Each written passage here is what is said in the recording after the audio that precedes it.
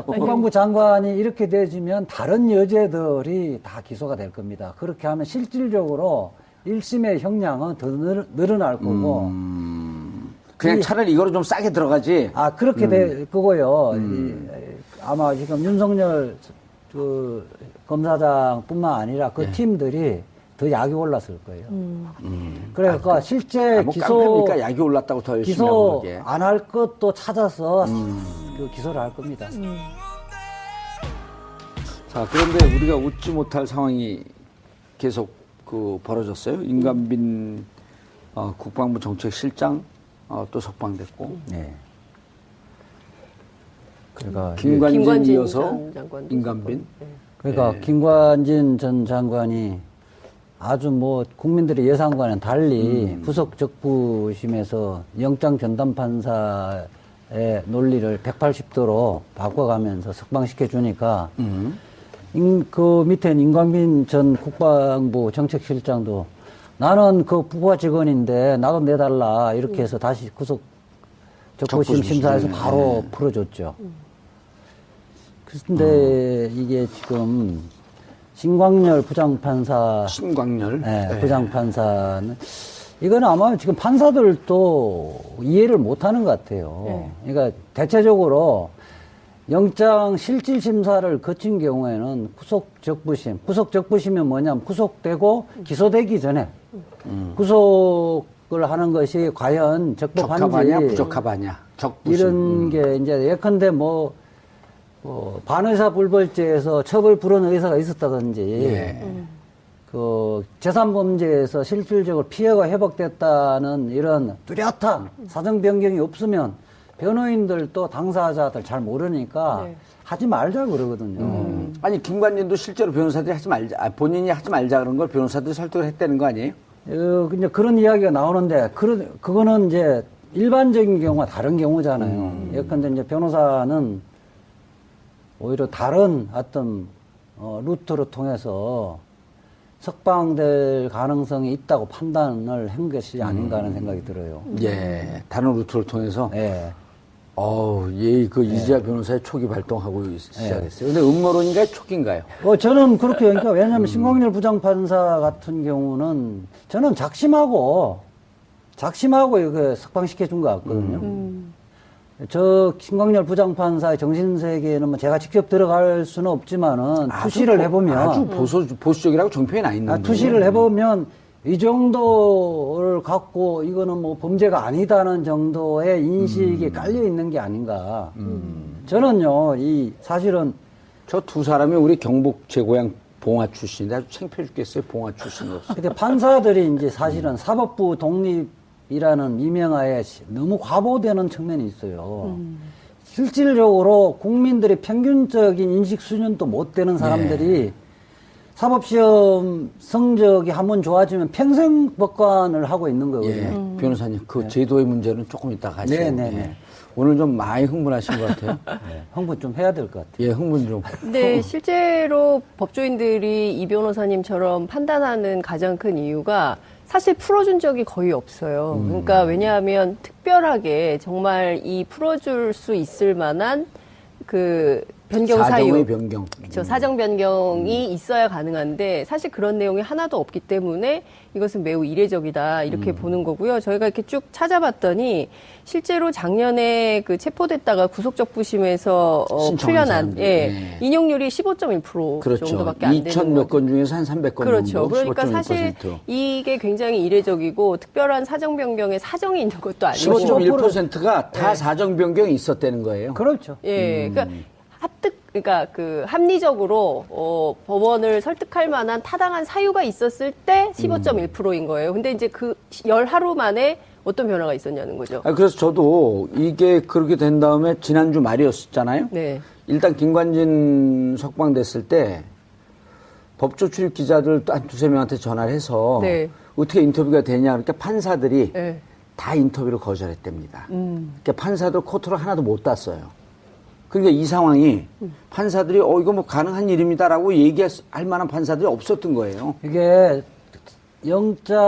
구속영장 발부가 설령 조금 이렇게 과하다 싶을 정도여도 그러니까 그 구속영장 그걸 적부심에서 다시 풀어줘 버리면 예. 그 영장 전담 판사가 잘못했다는 걸 지적하는 꼴이 되기 맞아요. 때문에 안 하거든요. 네. 그렇기 때문에 이게 법원에서 며칠 11일 만에 정반대 결론 내버리면 법원의 신뢰도 무너지는 거잖아요. 그 개인적으로는 영장 전담 판사를 한마디로 물먹이는 거기 때문에 특별한 사유 없는 안 하거든요. 명백하게 그 이후에 사정 변경이 없으면 안 해주는 이유도 그것 때문에 그런 문제 때문에 있는 거거든요. 근데 지금 그 김관진 전 장관 측 변호인단이 그러니까 구속 자체가 잘못됐던 거다 이런 주장을 하고 있거든요. 그러면서 이제 구속적부심 심사를 했는데 거기에 이제 예로 든 게 헌법 37조 위반이라는 거예요. 모든 군인이나 군무원들은 정치적 의견을 자유롭게 표현할 수 있다라는 조항이 있기 때문에 이게 문제가 되지 않는다. 그리고 법률적으로 다퉈볼 여지가 있다라고 주장을 하고 있는 건데 군형법 94조는 뭐예요? 군형법 94조에는 정치적 중립이거든요, 군은. 그렇죠. 예. 그러니까 그 얘기를 하면서 사실 구속 자체가 잘못됐다라고 얘기하는 것 자체가 궤변이라고 볼 수 있는 것이죠. 근데 그런 주장을 법원이 받아들여서 이례적으로 사정 변경의 이유도 없는데 풀어줬다는 것 자체가 신광열 판사의 의도가 무엇이냐를 의심할 수밖에 없는 상황에 되는 것이죠. 아니, 그 김관진 국방부 장관 시절에 사병들의 표현의 자유를 한 번도 보장해주지 않은 당사자예요. 우리가 군인들 또 정치적 자유라는 것은 퇴근 이후라든지 네. 아니면 거기에서 그러니까 개인적으로 정치적 자유를 이야기하는 것이지 직위를 이용해서 정치적 관여까지 자유라고 하면 이거는 헌법에서도 그 부분까지 보장해 주는 건 아니거든요. 그러니까 실제로 군형법 94조와 관련해서도 위헌 소지가 있다고 보는 거예요. 김관진 전 장관의 변호사 아니 그렇게 측은. 하려면 그러니까 이런 본인 거죠. 스스로도 예. 장관 시절이라든지 장교 시절에 보장을 그렇게, 했어야 됐다. 그리고 사병들 보장을 해줘야 되는데 철저하게 예. 봉사한 사람이 지금 이야기를 하면 마치 지금 새누리당 내로남불. 자유한국당이 예. 세월호 지금 문재인 지금 정부를 향해서 지금, 세월호 네. 무슨 인권 해수부 장관 예. 그걸 갖고 지금 해임하라는 이야기하고 똑같은 거죠. 그러니까 실제로 뭐 정당 정치단체를 가입하거나 직위를 이용해서 특정 정당의 지지 혹은 반대하는 모든 행위 요 부분만 금지한 거다. 전체를 다 금지한 것은 아니다. 그러므로 김관진 전 장관의 구속 자체가 문제가 있다라고 본인들은 주장을 하는데 우리 국민 누가 이 국정원 댓글 사건에 대해서 김관진 전 장관의 측의 변호인단의 주장을 그렇다 합리적이다라고 받아들이겠냐는 거예요. 그럼에도 불구하고 이런 주장을 하고 있다는 것이 대단히 언어 도단이다. 아니 부하 이런 직원이 거죠. 법원에서 지금 실형을 선고받았잖아요. 그렇죠.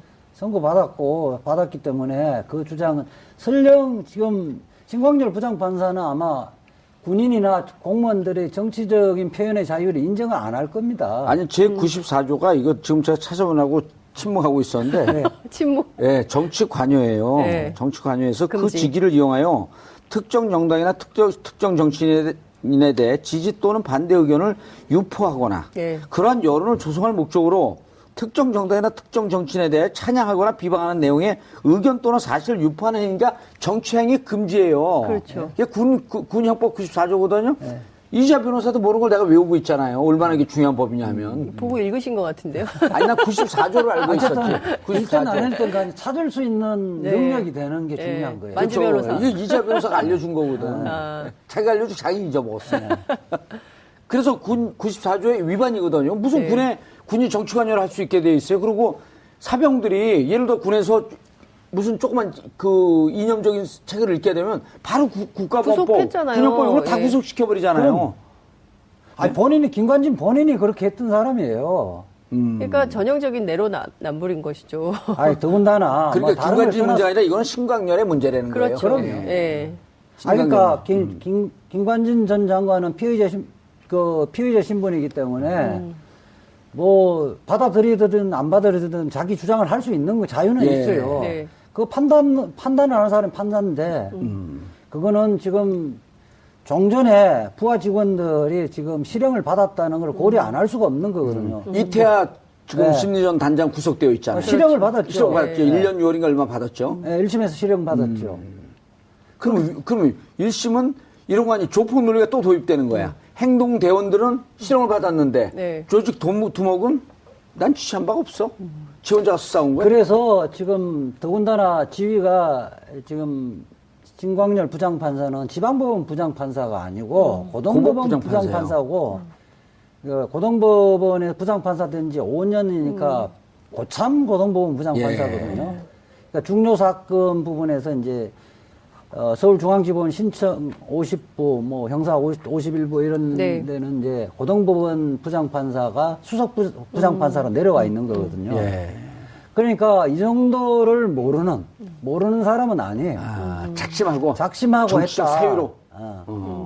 그러니까 일종의 정치 투쟁을 한 거라고 봐요, 저는. 근데 저렇게 해갖고 이게 지금 모든 판사들이 보기에도 이상한 거 아니에요. 네. 그리고 이게 그 법과 양심에 따라서 한 게 아니라 본인의 정치적 소신에 따라서 한 거 아니에요. 저는 일종의 정치 행위를 받고 저는 이제 그럼 김명수 대법원장 뭔가 징계할 수 있는 이런 게 없나요? 그 자체로는 징계를 못 하죠. 또 판결의 형식이니까 그 자체로는 징계를 못 하는데 저는 이 법원장으로 이제 나갈 정도의 이제 기수인데 법원장 나가는 거 포기하고 저는 정치권으로 오지 않을까 싶어요. 이미 이제 법원에서 그 생활을 각오를 하고 작심 판결을 해서 한쪽의 정치적인 세력에 손을 들어준 거 아닌가 이렇게 생각 들어요. 그러면 지방자치 때 무슨 봉합운수나 이런 데로 나오는 건가요? 아니, 그 정도는 안 하고 적어도 국회의원이나 뭐 이렇게 중앙정치로 하겠죠. 진출을 하려고 한다. 뭐 그런 이런 의도가 말씀. 있다. 네. 아, 저는 그렇게 근데 이렇게 보여진다. 이런 건 허위사실 유포는 아닌 그거 거죠? 의견이죠. 근데 실제로 아, 이름도 좀 특이해요. 그런데요, 이렇게. 저는 사건이 너무 많아가지고. 이런 게 저는 뭐 MB 구속시키는데 또는 기소를 하는데 걸림돌이 되고 못하는 게 아니냐 우려하는데 저는 그렇지 않다고 봅니다. 아, 최강욱 변호사도 그렇지 않다고 보더라고요. 저는 지난번에 원세훈 국정원장이 대법원에서 사실 무죄 취지를 파기하면서 원래 3년 받을 거 4년 받았잖아요. 예. 그 다음에, 저거 누구지? 국정원 그뿐만 아니라 그 이후에 이제 확정되었으면 다른 걸로 처벌받기 어려운데 정권 교체되진 이후에 블랙리스트, 화이트리스트에서 너무 많이 나왔어요, MB권은. 이제 그다음에 지금 원세훈은 앞으로 기소될 게 메타스가 나온 거 아니야 지금? 메타스가? 네, 메타스가 나온 거죠. 예. 그럼 저는 지금 김관진 국정원장, 김관진 국방부 장관. 국방부 장관, 좀 껴서 얘기 좀 해줘요. 딴청하지 말고. 국방부 장관이 이렇게 되지면 다른 여죄들이 다 기소가 될 겁니다. 그렇게 하면 실질적으로 1심의 형량은 더 늘어날 거고. 그냥 차라리 이거로 좀 싸게 들어가지. 그렇게 될 거고요. 아마 지금 윤석열 검사장뿐만 아니라 그 팀들이 더 약이 올랐을 거예요.